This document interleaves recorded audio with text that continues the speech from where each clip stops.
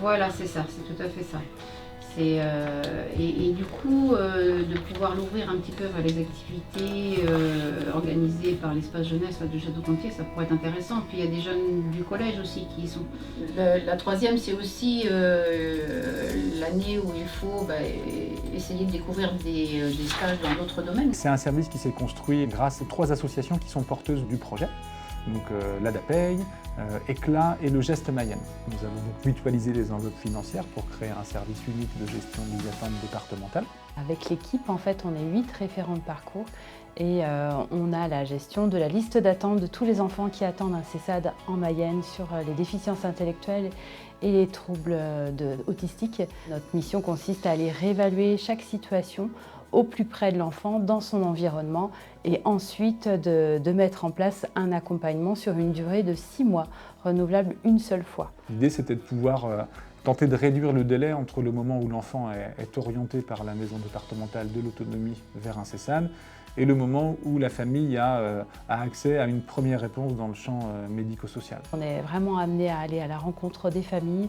On fait équipe avec l'enfant, avec la famille et avec tout l'environnement, c'est-à-dire tous les partenaires extérieurs. Donc on est beaucoup amené à aller voir les enseignants sur les écoles, les AESH et puis tous les partenaires qui sont autour. Donc ça peut être sur le soin, ça peut être sur les loisirs, ça peut être sur les systèmes de garde pour les petits, ça peut être sur les stages, les missions locales pour les plus grands. Sur cette période, il y a le SAS qui est là, qui va servir d'intermédiaire pour nous accompagner, donc à monter les CV, à aller trouver des entreprises qui vont pouvoir donc accueillir ces enfants. Avec la famille, on part de l'idée de déterminer avec elle à quel moment nos périodes d'accompagnement elles sont le plus utiles dans le parcours de leur enfant. Donc ça peut nous amener après 6 premiers mois de soutien, à convenir avec la famille de différer notre prochaine période d'intervention un petit peu plus tard dans le parcours. Par exemple, un moment où l'enfant passera de l'école primaire au collège. On voit que souvent nos interventions, elles sont d'autant plus utiles sur ces temps de transition dans le parcours. On peut aussi ne pas être amené du tout à les rencontrer. Pour certains jeunes qui ne veulent pas nous voir, qui ne veulent pas voir un éducateur au collège ou au lycée parce que c'est trop stigmatisant pour eux. Et dans ce cas, on ne travaille qu'avec les familles et avec les partenaires qui accompagnent l'enfant. Donc on vient échanger avec l'enseignant pour essayer de trouver des moyens de répondre à ses besoins sans forcément le rencontrer lui en direct. Nous avons déjà rencontré l'animateur avec la maman et la jeune. Et là, je vais plus rencontrer l'animateur pour présenter les particularités et puis les points de vigilance, donc en lien avec sa situation de handicap, pour qu'elle soit le mieux accueillie possible et qu'il sache quelle posture adopter en fonction de ce qu'elle présente.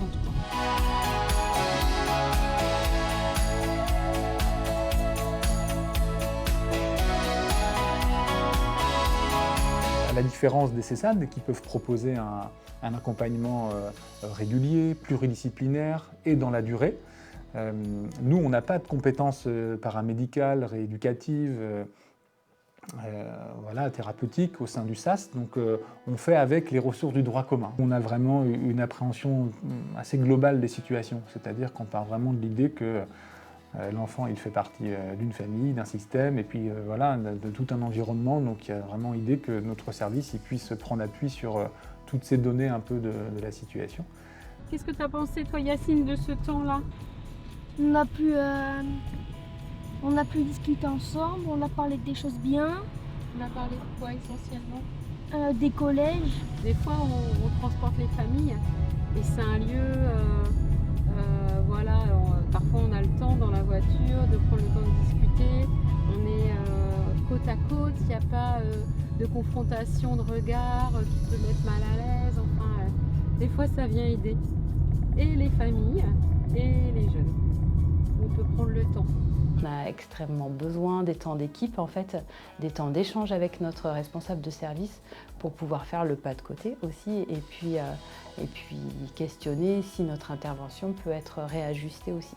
Et heureusement, cette association, ils sont là pour nous accompagner, pour nous écouter et pour aider donc ces enfants. La dynamique engagée par l'ARS de stabiliser notre service va nous amener à encore un peu plus devoir travailler avec les CESAD sur la complémentarité de l'offre globale entre les CESAD, historiquement implantés sur le territoire, et puis nos services beaucoup plus récents et plus nouveaux pour pouvoir garantir le parcours le plus cohérent possible du coup, pour les enfants orientés vers nos services.